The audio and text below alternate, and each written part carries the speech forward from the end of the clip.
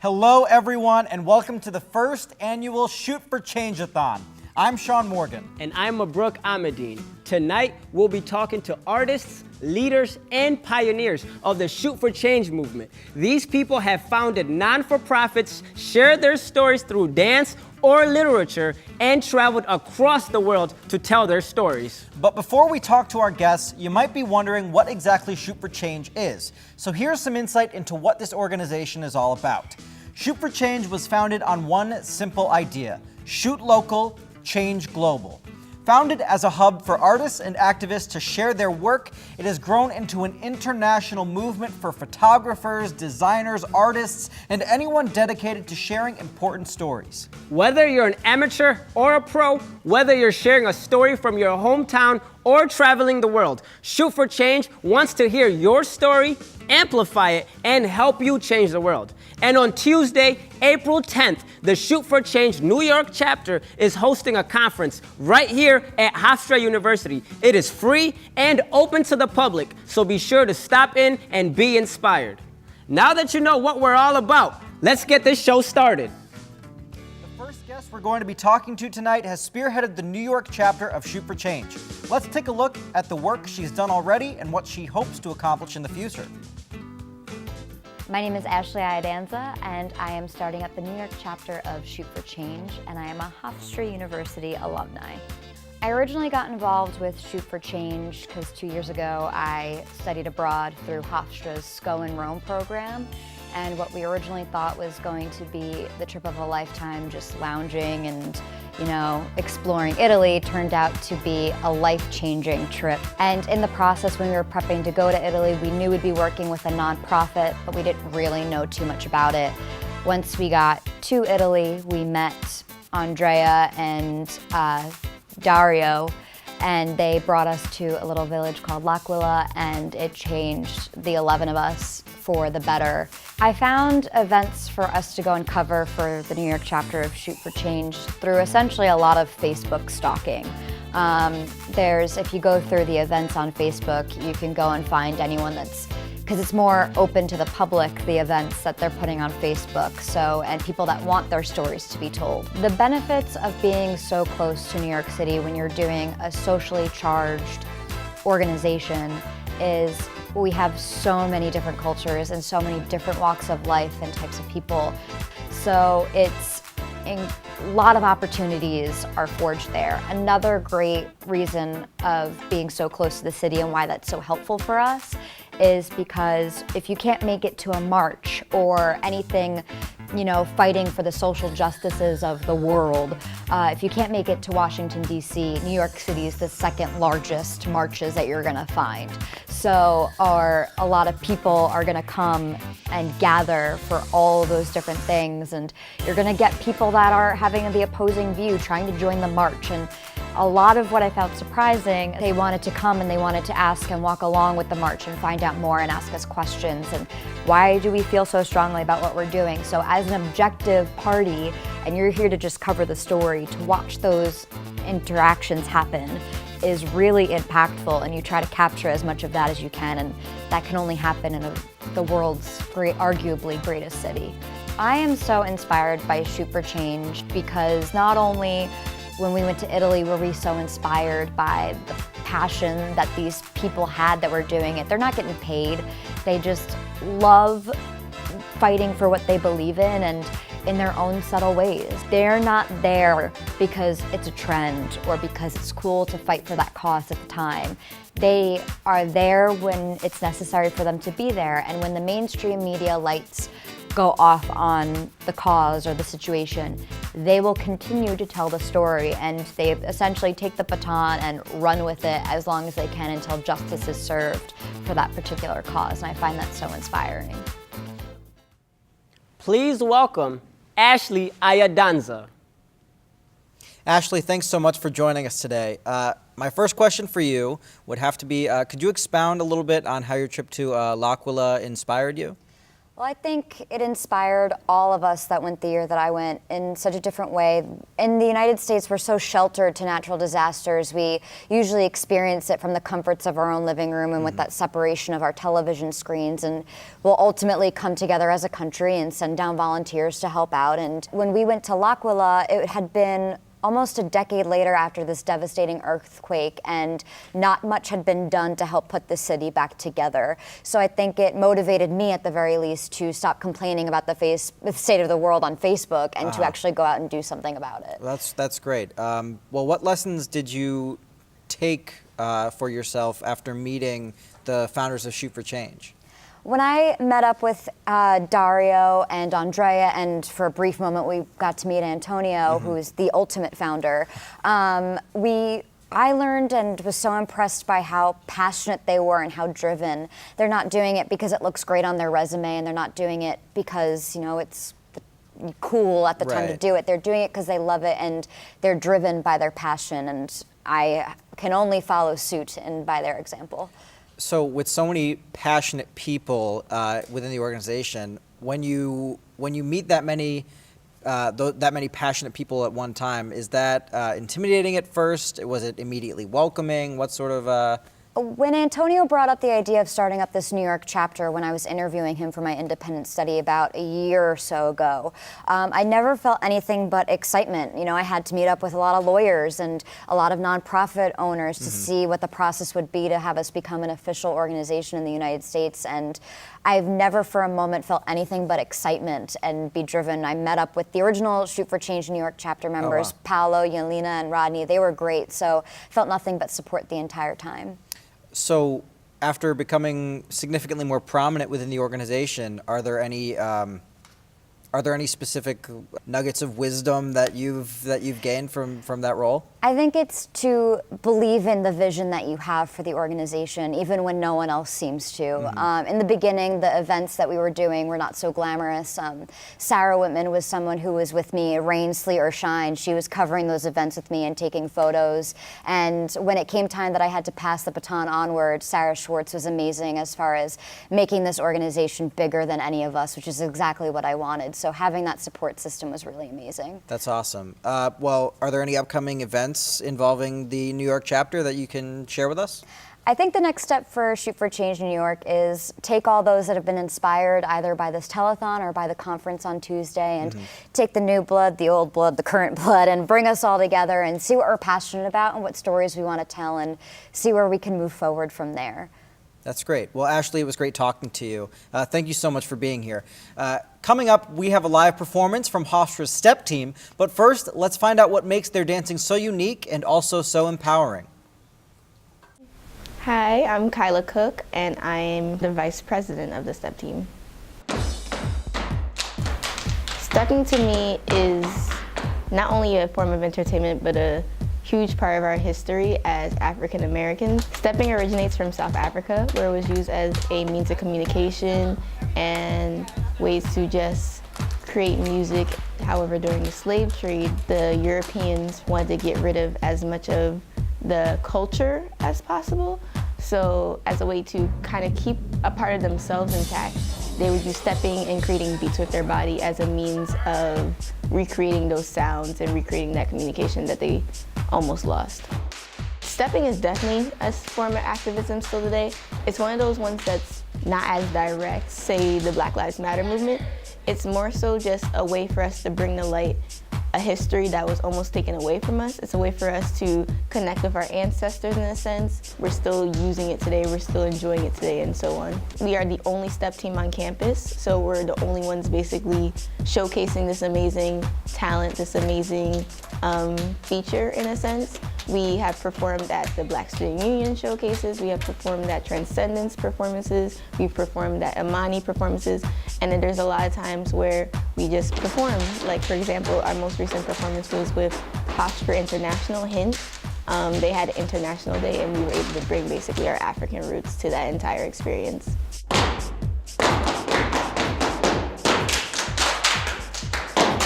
I think it's very important for clubs to join these movements because, in a sense, it makes you well aware of the world around you. Getting involved with these socially active clubs is actually very easy. All it takes is going to a club fair. All it takes is looking at Get Involved HU online and seeing the different names of these clubs. There's many times where you'll see so many people of color, so many people of different diversities just chilling in the student center. Don't be afraid to walk up to one. More than likely, they know about some club on campus or something that you can get involved with. It's more about putting yourself out there, and then we'll take you the rest of the way. Like, show us you're interested, and then we'll show you that you can definitely be a part of whatever you want. And now, here is a live performance from the Hofstra Step Team.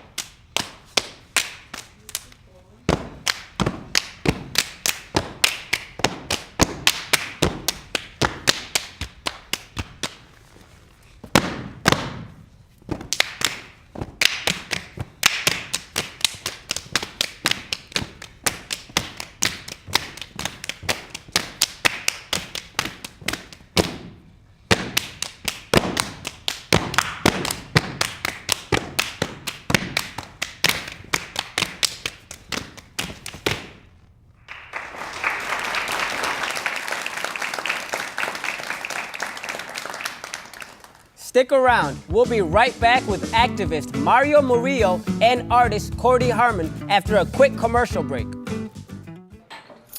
What do you think you're doing, Kevin? Was just gonna drive home.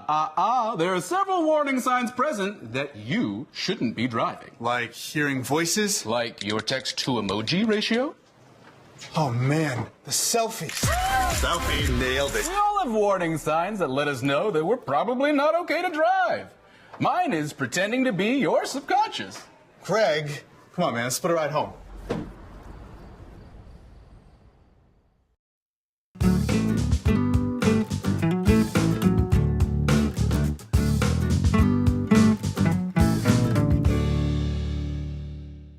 Our next guest is Cody Herman, an artist studying with social practice queens to get her master's in fine arts. Using socially engaged art practices, her work focuses on environmental degradation and how it affects the local community. She's here today to talk about what she hopes to accomplish with her art and how others can get involved. Welcome. Thank you. So, the art you make is it's focused on community engagement and I believe activism. And what's the link between being an artist and also being an activist? Yeah, a lot of people don't necessarily connect the two, but what I find is myself and a lot of other socially engaged artists, we see art really as a good way to communicate these more complex issues about ecology and urban planning and reform processes. So it's a lot more fun to look at a piece of art rather than a big peer-reviewed paper or something. Right. And also, I understand that you're an MFA candidate for Social Practice Queens. And what originally made you interested in studying that? Yeah, social practice is a really interesting blend of collaborative art and community engagement. So Social Practice Queens is a partnership between the Queens Museum and Queens College, and it's right in my hometown of Flushing, Queens, too. So a lot of the community work that I do with those institutional partners, it's a really great situation to be in. Okay. Well, why did you choose to focus on environmental issues? And you said your hometown is Flushing, Queens.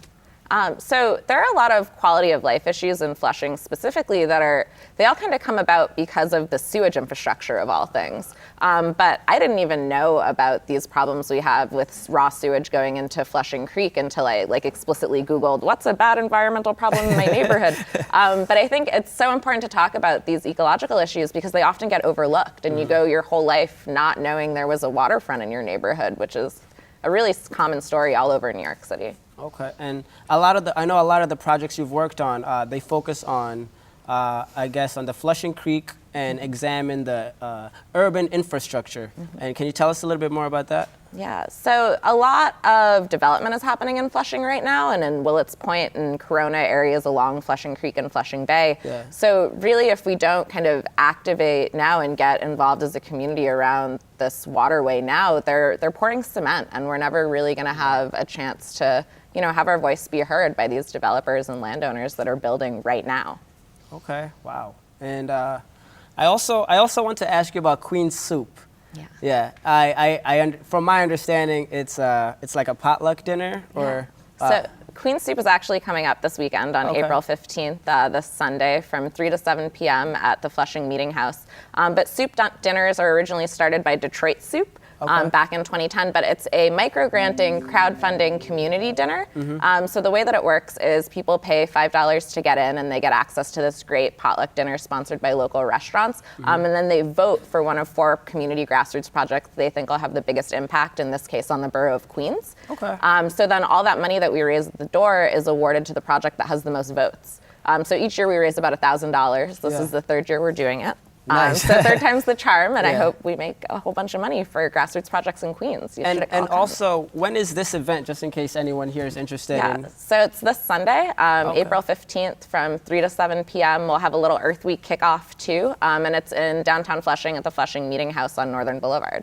13716 Northern Boulevard. Okay, GPS that, guys. Yeah. What series or projects or events are you most proud of in all your social work that you've been able to do? I'm really proud of all the work that I've done because really just any type of interaction I have with people, all my work really involves people in community, but it's very easy to see other people get inspired. So what I've learned from doing this type of work is just to keep doing it. And I mean, it's really funny. People will text me every week hey, can I recycle this? Do you know? So I mean, even little things like that, you start to see how just your state of mind can impact other people to start thinking differently. That's amazing. So do you think that all the work that you've been doing, you think it's starting to inspire change in the community? I don't really think it is. I see it as, which is really exciting to get that type of feedback. Okay, well, Cody, thank you so much. It was an honor having you here. Thank you. And tonight, you guys might know, Hofstra students might know him as one of their professors, but Mario Murillo is also a documentarian, humanitarian, and journalist who often travels to Central and South America to cover stories on sociopolitics. He is currently in Colombia working on an assignment, but the Shoot for Change team was lucky enough to speak with him last month here at Hofstra University. Take a look. My name is Mario Murillo. I've been a journalist, I'm a researcher, a media activist. I've worked in community and public radio for the better part of my professional adult life. Most of my research work has been in Latin America and particularly in Colombia, and I focused on the role of indigenous communities and how they use media and how they use communication in their organizing and their mobilizing and their struggle for human rights and territorial rights and things like that. I was born in New York. My parents are from Latin America, Colombia, my father, my mother was from Puerto Rico.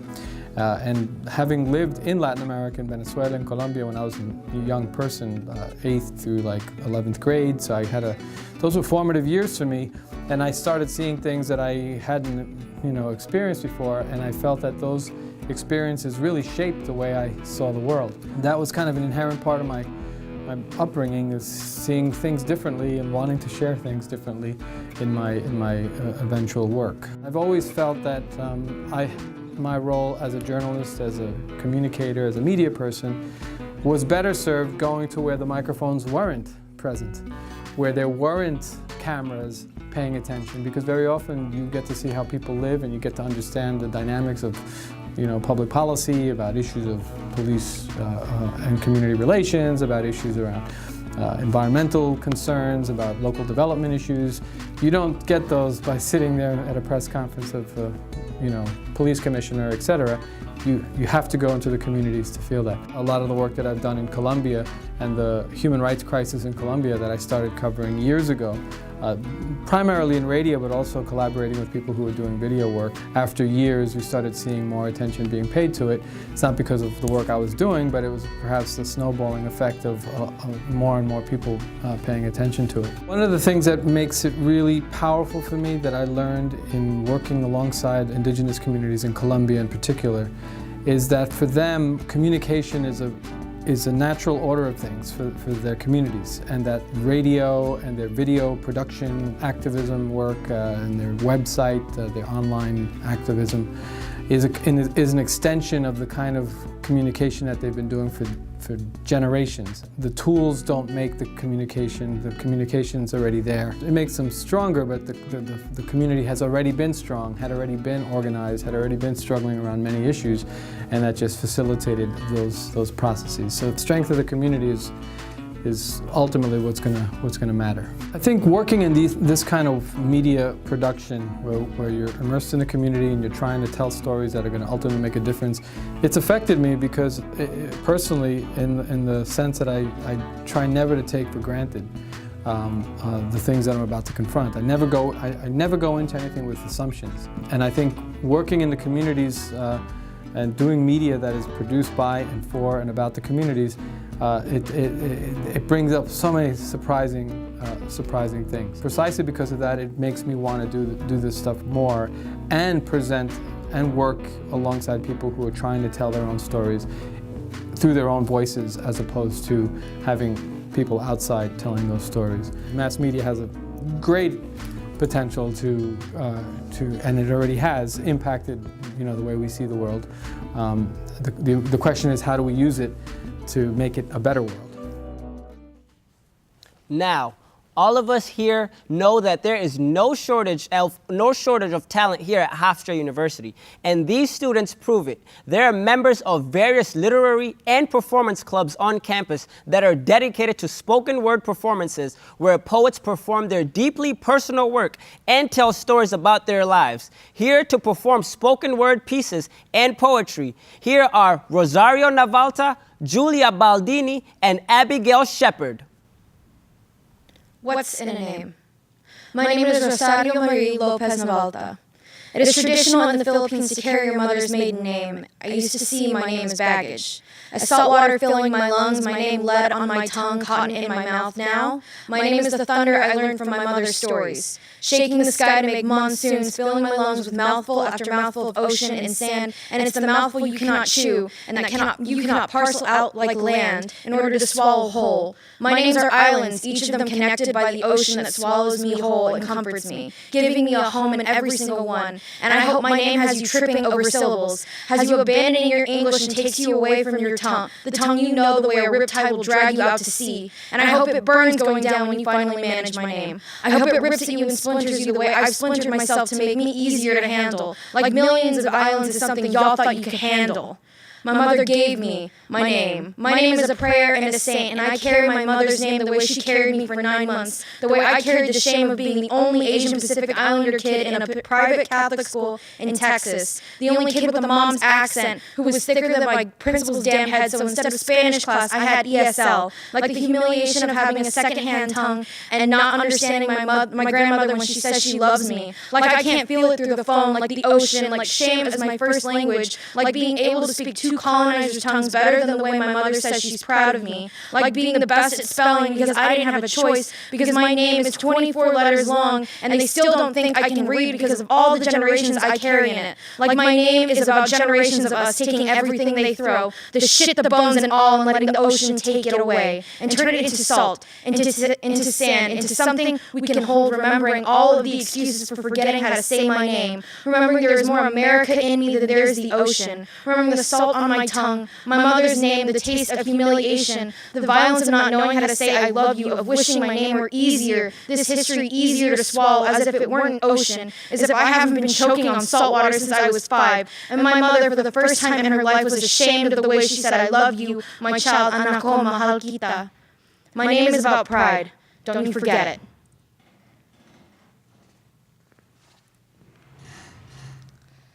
Groceries list. Items for a rich life.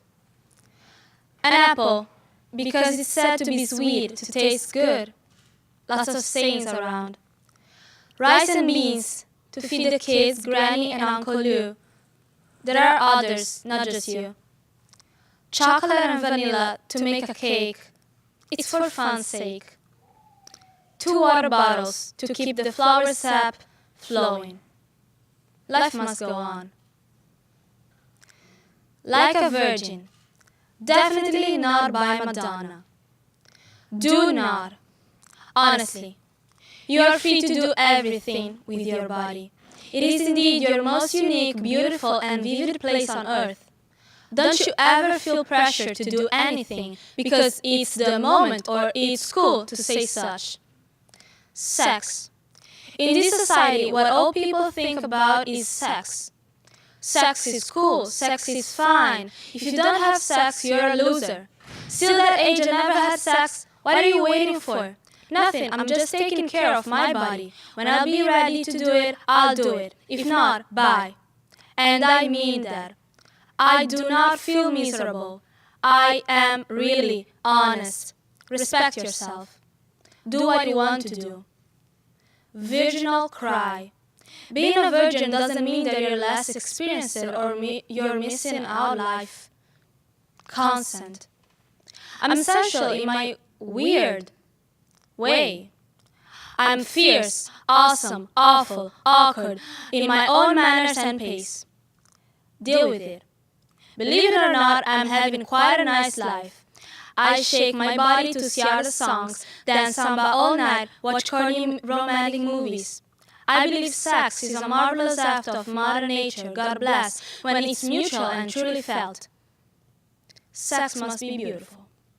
But there is so much more than sex, a concept not stressed enough. And I'm telling this because I'm sick to hear some people thinking that folks who are not romantically involved, sexually active, or simply are trying to figure out what's their sexual identity are not living the time of their life. So wait, what's pleasure if not waiting? It's waiting.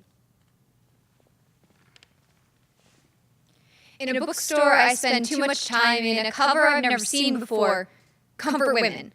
Pictures of Japanese women in provocative poses litter the cover as a noun. We know what it means. Another form of violence women's bodies use to benefit men, shame women, synonym slut, synonym hooker, synonym prostitute. But in that moment, in my place of privilege, I see a rallying cry. Comfort women. Somewhere, a young girl too young to be a mother, raising a daughter alone on minimum wage, offered to babysit, to make dinner, offer a hand, comfort women. This is where we help. Another woman, bedbound, wheelchair-bound, feels the movement doesn't want her in it because she can't attend the protests when all the photos from women's marches show able bodies walking for miles amplify her. Think of the disabled comfort women. This is where we help. A woman walking to the store, a dress and long hair, her voice gives her position attacked for not being woman enough. Take her side, fight for her. Separate gender from genitals and fight for all women's bodies. We walk together. Comfort women. This is where we help. Muslim woman on the subway. A man takes her hijab and calls her terrorist. But who is the real terrorist when she is afraid to go around her own country? Chase him off. Cover her. Walk her home. Comfort women. This is where we help. Not every battle can be fought in protests on the Washington Mall in front of Donald's New York City phallic symbol. The revolution is day to day. Happens all the time. Band together. Work together. Walk together. Protect women. Comfort women. Comfort women. Comfort women. When we come back, we'll show you a young man in Queens making short films and documentaries about his community. Plus, we'll be interviewing Benedict Deroux, a well-traveled photographer who photographs the people society has left behind. We'll be right back. Hey, look, it's those guys. Get some drinks! Are you good to drive? I'm fine. How many did you have? I should be fine. You should be? Go and step out of the vehicle for me. See ya, buddy. Good luck. So turns out, buzz driving and drunk driving, they're the same thing, and it costs around $10,000. So not worth it.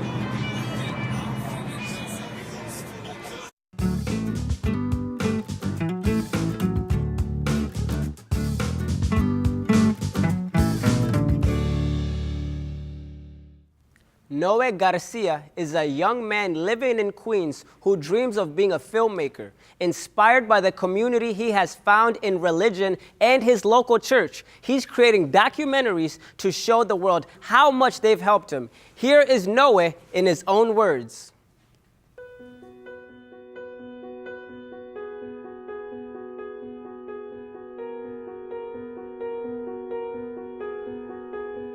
Mi nombre es Noé García, soy de Guatemala y tengo 26 años. Llegué a Estados Unidos en el 2009. Este país de alguna manera te brinda mejores oportunidades que en mi país propio. Mi situación en Guatemala era bien difícil y mi familia la considero que en ese entonces estaba en una extrema pobreza. Yo no veía ningún futuro y es aquí donde he ido aprendiendo, he ido aprovechando todas las oportunidades que la vida me ha dado aquí en Estados Unidos. Yo estoy estudiando en St. John's University, este es mi tercer año. ¿Y por qué estoy estudiando en St. John's University? Es porque los vicentinos, que es una comunidad religiosa que se dedica a ayudar a los pobres también, de alguna manera me interesé yo en ellos y ellos en mí para poder discernir una vocación y llegar a ser sacerdote en el futuro.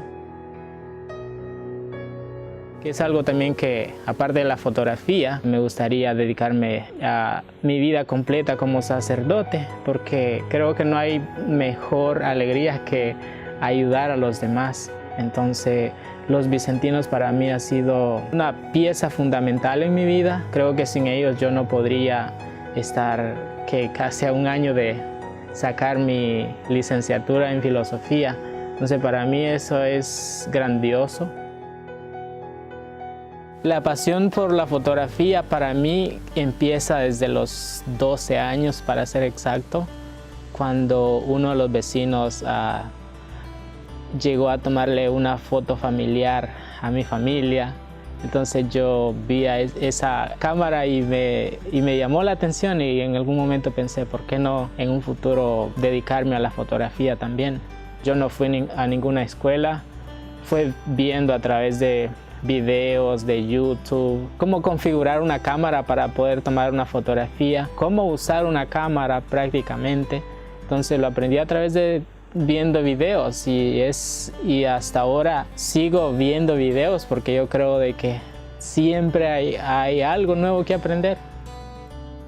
Yo siempre he creído de que no hay mejor maestro que enseñarse a uno mismo, y cuando uno realmente le apasiona algo, uno va a buscar los medios para poder aprender.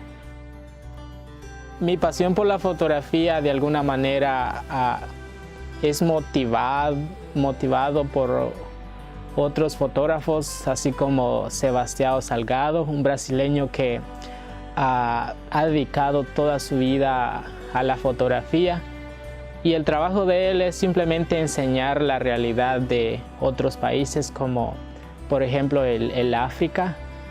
Él enseña mucho la necesidad que esta gente tiene que pasar por la pobreza, y su trabajo es dedicado más que todo a los pobres, porque los pobres no tienen quien los represente, y él cree de que puede ser como un abogado por los pobres. Para mí fue interesante de que Shoot4Change de alguna manera se interesara en mi historia, y que la verdad en ningún momento yo pensé como compartir mi historia con algún grupo u organización, ¿no?, que se dedique a compartir estas historias que pues ningún medio se interesa de alguna manera. Bénédicte Deroux is a French photographer who has traveled the world from Mexico City to East Africa, following human rights issues and exploring the lives of those ostracized by society. She's here with us today to talk about what she's learned from the people she's photographed and why she chose to chronicle such heartbreaking stories. Without further ado, here's Bénédicte. Bénédicte, thanks so much for being here with us. My first question for you is sort of just a general, how did you get into photography in the first place? Well, I was studying graphic design in France and Belgium, and when creating graphic design project, I had an ethical issue using other people's image. So I started making my own image. And then I started exploring with art photography when I was directing models and controlling the message. But I realized what I wanted was to tell people real story and not made up words. And that's why I traveled to Peru and I did my first photo documentary project about street kids in Lima in 2005. And that's when I became a documentary photographer. That's great. Is there an individual photograph or a series of photographs that you might be most proud of?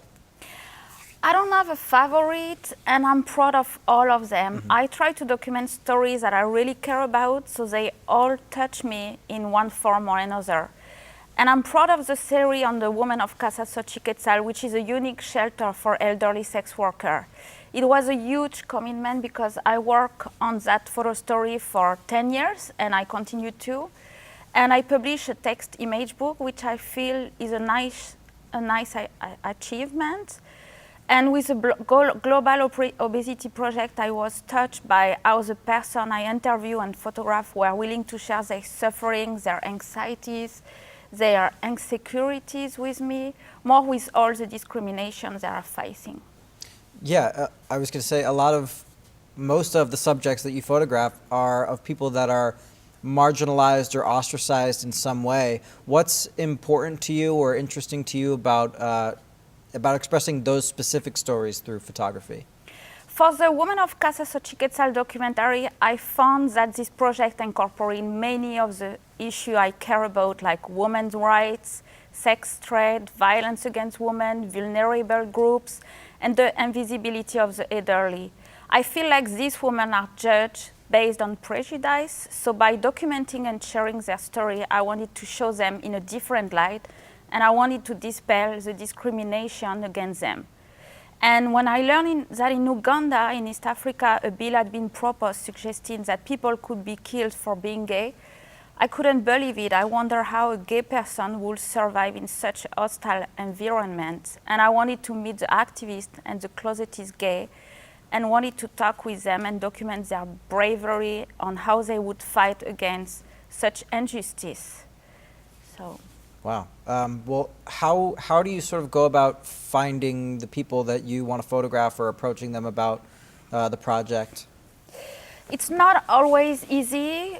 For example, for the story on Casa Xochiquetzal, it was an assignment for a women magazine. And so after the assignment, I contacted the director of the shelter directly, and she introduced me to the woman.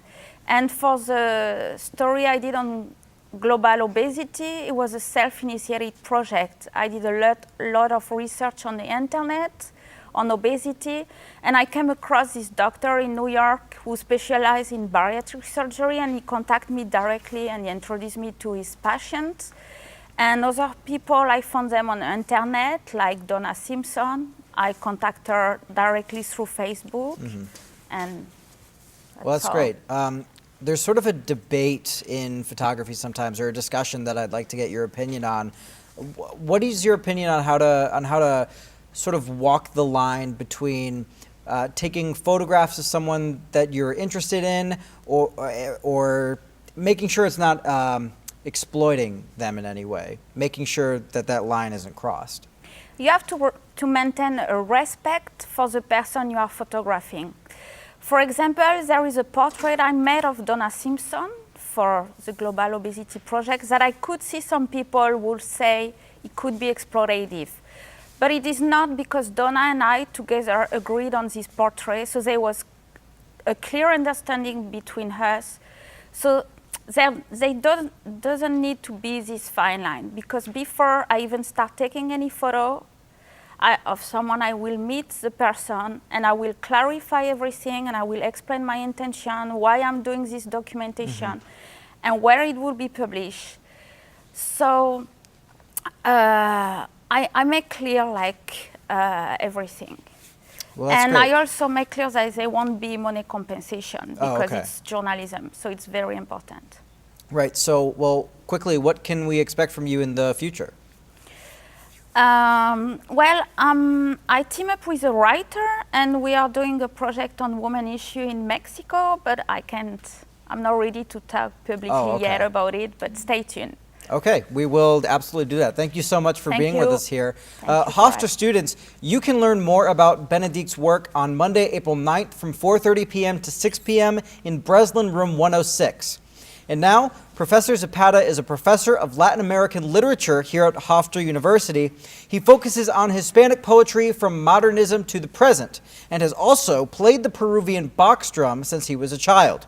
Here to show you the history and culture behind this instrument is Professor Miguel Zapata. Hello, I'm Miguel Ángel Zapata. I'm a professor of Latin American literature at Hofstra University in New York. I love literature, I love poetry, I love the arts. The books that I have published, which are books of poetry, books of essays, interviews, translations. I live for that.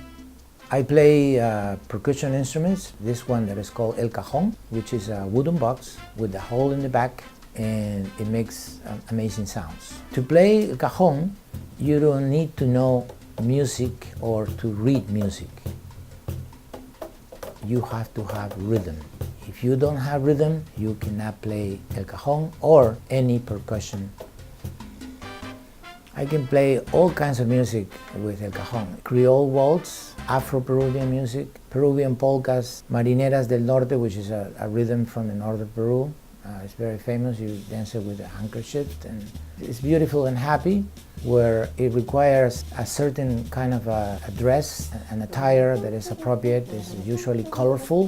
The gentleman wears a hat. Sometimes the girl wears a hat as well. But it's a flirtatious dance that you have in amour. You have to make the girl like you through the dance. And it's all slowly getting you closer to the girl until the final conquest, or both agree to be together. Here to perform on the Peruvian box drum is Miguel Ángel Zapata.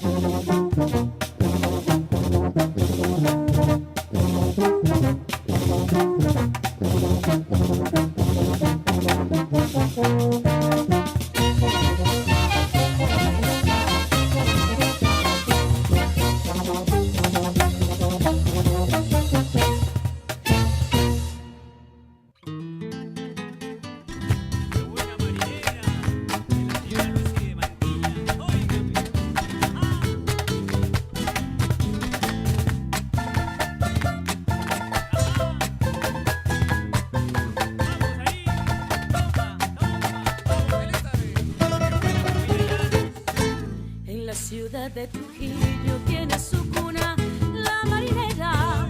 La belleza de su baile por ser peruano es tradición. Al golpe de la tarola, guitarras, palmas y cajón, despierta en los que la escuchan ganas de bailar y profunda emoción. ¡Qué buen relojito trae! Resuena en el coliseo una voz que dice: fuerte las palmas, bendice a la competencia, y las tribunas responden ya, anuncian, llegó la reina, parejas listas a bailar, que empiece la marinera, luego paso da al concurso oficial, que toca la banda, las faldas se lucen, fuego de palma y muchos también, pañuelos al aire muy blancos de lucen, dando su mensaje de amor y de fe, y la voz amiga que alienta y anuncia, es la que se encarga de fortalecer la sana amistad que debe existir, y la calidad en el competir, logrando el triunfo alcanzar, pañuelos al aire batiendo están, y la grata voz dice sin cesar: ya tenemos ganado.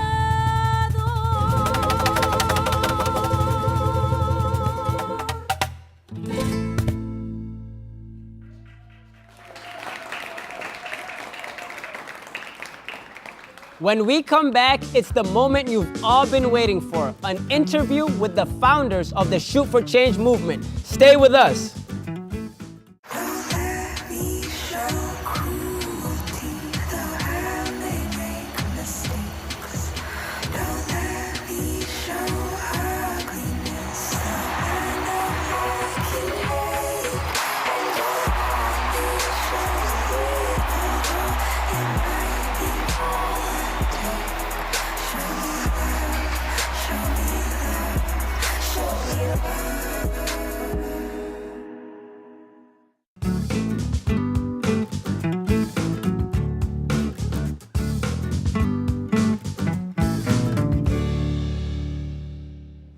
Antonio Amendola, Andrea Rinaldi, and Dario Fatello didn't set out to create an international organization. They were just three like-minded activists who wanted to show the world how corruption and bureaucracy had stifled relief efforts in their home country. But their endurance and ambition has sparked a movement inspiring everyone from all corners of the world to share their stories that matter to them, to shoot locally and act globally.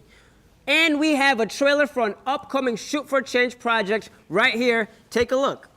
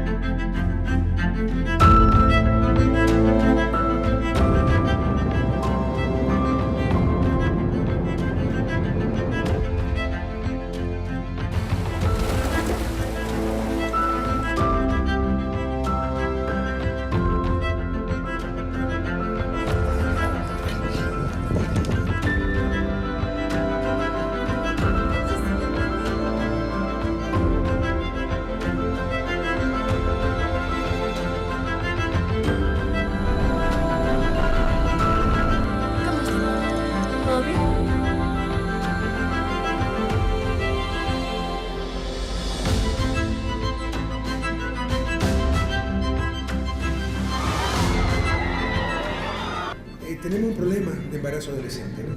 Y ese problema se combate con educación, se combate con planificación, se combate con información.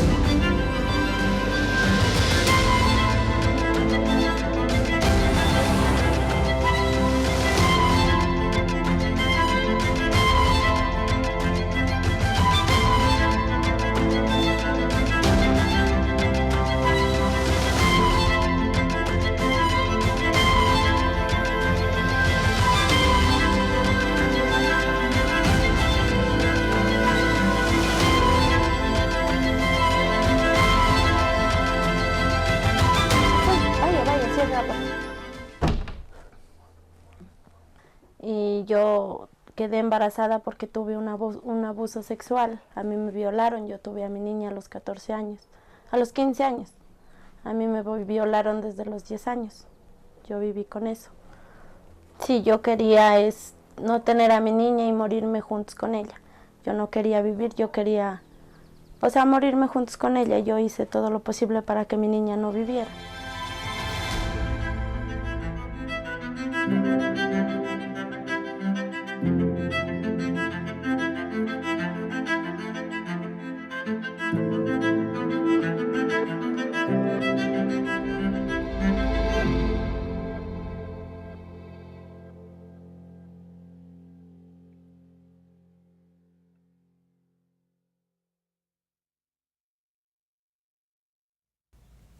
Well, Antonio, Andrea, Dario, thank you so much for talking to us today, and thank you for being able to share some insight onto Shoot for Change and more about telling us more about it as an organization.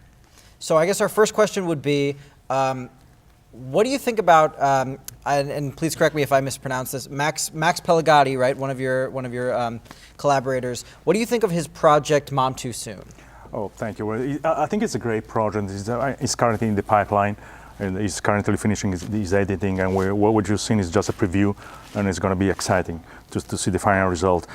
It's a project that is carrying out long-term about teen pregnancy around the world. This is the first chapter. It's tackling the issues in Ecuador, and it's a project about social issues, a series of very serious social issues that is very badly treated by mainstream media. Because this is what we do. We try to bring back the spotlight on those issues and those stories that are seldom considered remunerative by mainstream media. Right.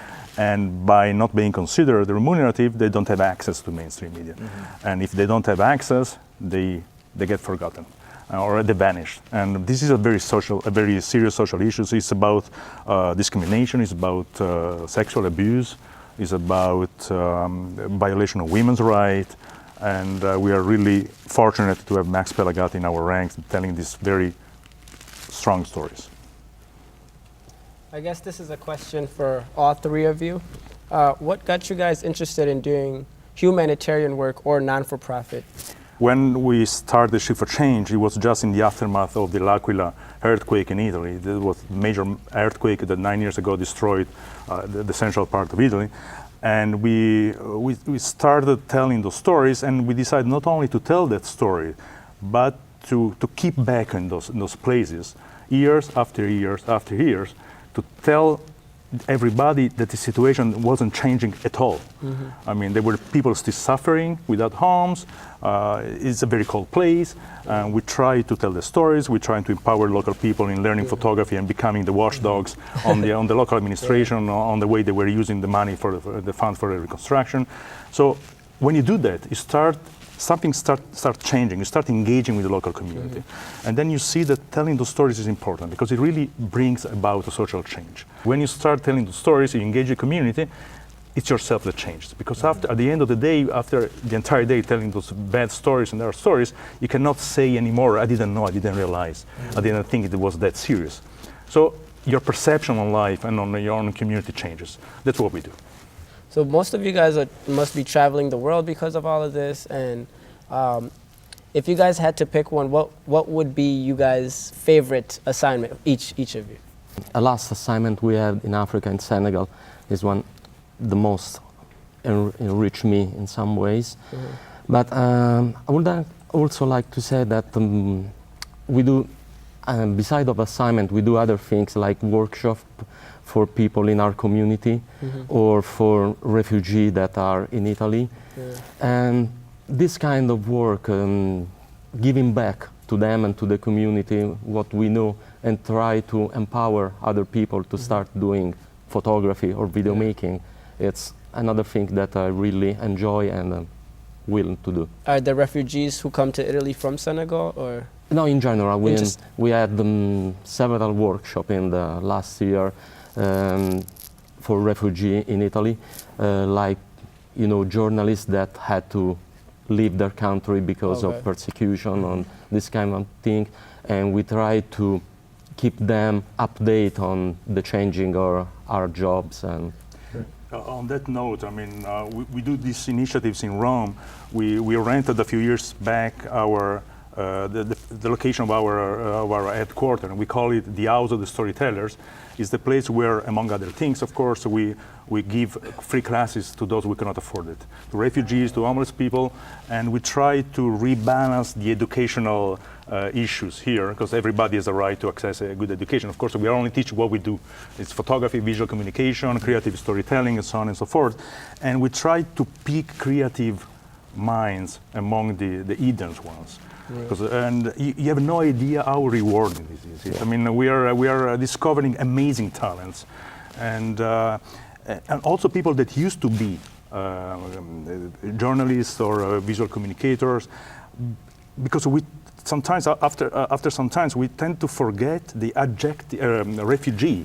It's just an adjective. It's not a noun. Right. They were something else before. Yeah. The moment they put a foot on Europe's soil, they are called a refugee. Right. But they were journalists, they were photographers, they were video makers. I mean, to stay in our circle, you know, in our line of business, of course. Yeah. So we try to pick them and making them feel they still belong to a group. Right. What about you? Favorite assignment that you've worked on?